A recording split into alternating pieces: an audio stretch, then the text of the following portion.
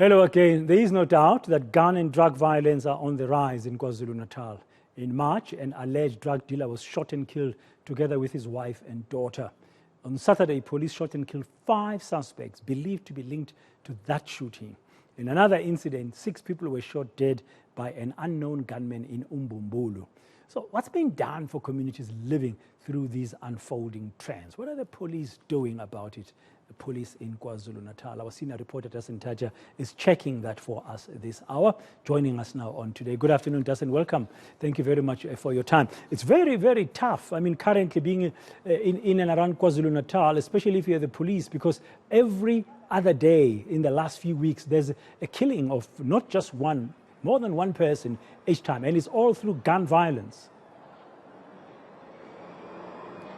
The prevalence of these shootings certainly seems to be increasing. In fact, we were talking to communities today, we were talking to security specialists as well, and there is a sense that these criminals are becoming more brazen in how they operate. I mean, a lot of these shootings are taking place in public spaces. You know, there was a time where you would hear of hitmen operating in a, I guess for lack of a better term, in a safe space, finding their targets near their homes. But now you're hearing of shootings taking place largely in broad daylight. You're seeing them on public roads. You're seeing them in public spaces where other people are. And I think that is largely the concern, that it's not just a case of these drug wars impacting the people who are involved in that trade, but there's also the risk of innocent people getting caught up in what's going on. And I think the police minister on Saturday, when he was here for that particular shooting where 5 suspected drug dealers were shot dead, he underscored that point, saying that he wanted police officers to check, and I quote, if what is happening in Durban is an extension of Cape Town's problems. And that's a very interesting statement, because it then speaks to that drug trade that we know exists in Cape Town and whether this is now happening in other cities. And I want to bring in now the spokesperson for the police in KwaZulu-Natal, Colonel Robert Netjunda. Colonel, there's a sense from communities that they are not safe walking on the streets, at least those people that we've spoken to, because of the brazenness of the criminals and how they're operating. What has changed? Why are criminals and hitmen feeling so brave to literally play on the streets? We would not know what the criminals think and why they are so brazen, like you put it. But for communities not to feel safe, it's normal. When shootings are happening left, right, and center, you are bound to fear for your life. And we are concerned as the police that drive-by shootings and shootings everywhere in public spaces, a stray bullet could kill somebody. Last week there was a shooting in Wentworth where people just went and shoot at a flat, and a stray bullet caught a woman who was walking on the road. It was injured. So communities could be forgiven for feeling unsafe, but safe to say, as the police, we are doing what the police should do. We have intelligence on the ground because we want to prevent them from happening. Yes, when they happen, we have to investigate and arrest. But our main focus is to get the firearms, recover them from wrong hands, then these things will be prevented. And I guess the bigger question is, where are they getting these firearms from? If you look at just this weekend's incident, those are some high caliber weapons that we're talking about, and they are clearly in the hands of the wrong people. High caliber firearms indeed. In the incident on Saturday, we recovered 9 firearms. 5 of them are rifles. There's an AR-15 there, there's an R4 there, and 3 AK-47s. Those are assault rifles. Where they are getting them, we are investigating. Because now that we found them, we're trying to find out where do they get these firearms. Because police don't use AK-47s. Where are they getting them? Are they smuggled into the country? Do they have somewhere? So we are investigating that. We want to know as well where are they getting them, so that we can stop the supply of those firearms.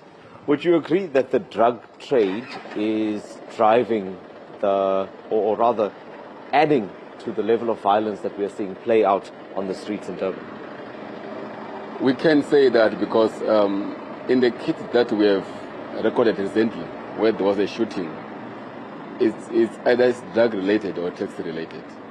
And most of them were drug-related. The shooting in Springfield, drug-related. Shooting of 6 people in Mbombol, drug-related. Wentworth, drug-related. And we'd like to believe that with the permanent arrest of the suspects on Saturday will ease these kind of shootings, because they were in the middle of it with the kingpins. It's in Sydenham, in Newlands, in Wentworth, and here in Durban Central. So we are on the ground. We've got teams that have been working so hard to stop them before they could go and shoot others. But of a concern as well is that these drug lords, glorified kingpins, they are in the communities. They are known. Yeah.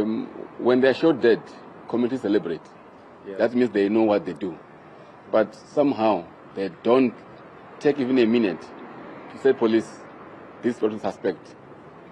Well, let's be proactive. Colonel, I must ask you this question before we go.